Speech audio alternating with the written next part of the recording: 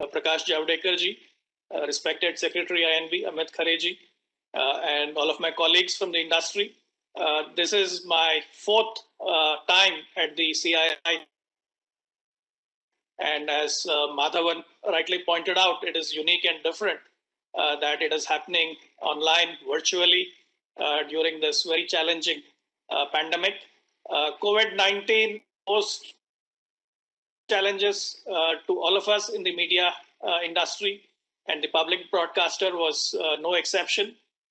We've not only had several challenges over the past few months going, we also unfortunately lost some of our colleagues. So I pay my tribute to all of them who were working for the cause of public broadcasting to keep the services on despite the lockdown.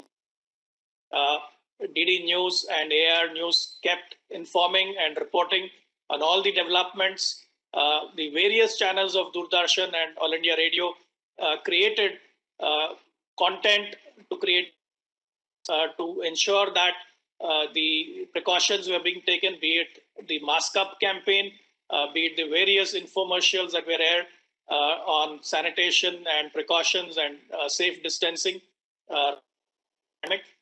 In fact, it is a sign of the effort that the public broadcaster took on behalf of the entire nation and the industry.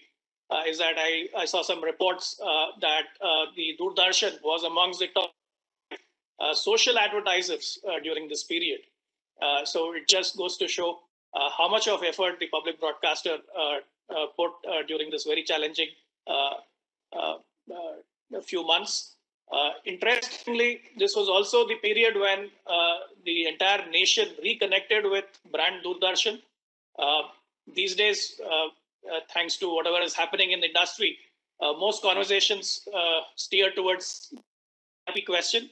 But I'm going to highlight a different aspect of the TRPs, and this is where the ratings that Doordarshan achieved through the airing of Ramayana and Mahabharat during the lockdown weeks, which national record, but also went on to underline that there is still an audience for wholesome family content, and the public channels continue to be the channels that bring families together.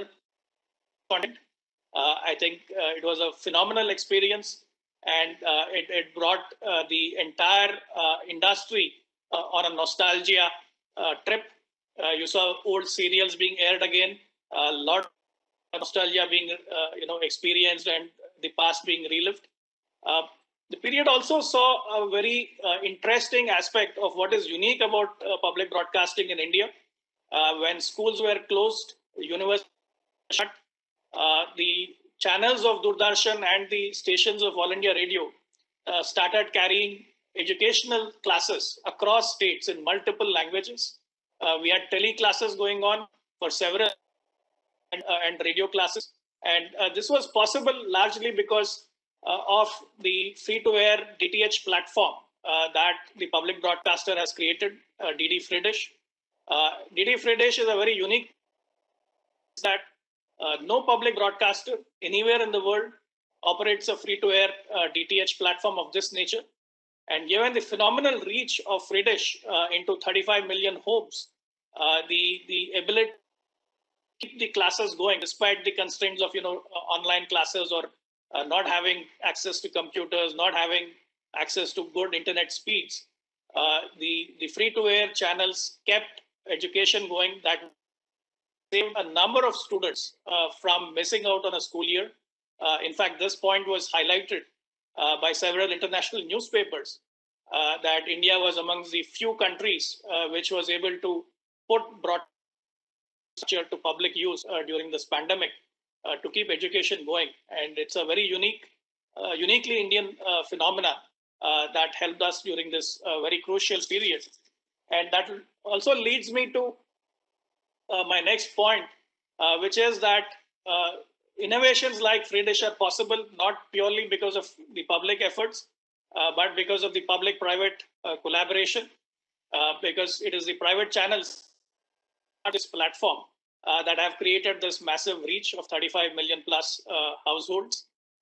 And for India, the opportunity exists to take this kind of innovation in broadcasting further to leadership. These days, there's a lot of talk of 5G and emerging technologies. India is one of the few markets, largest markets for mobile phones and smartphones. And the opportunity exists for innovation in bringing broadcasting to smartphones directly, just in the way we brought satellite-based broadcasting to homes all over India in a very similar model. That is today possible. Technology is being developed, and very interestingly, this technology is being developed in India by startups in India.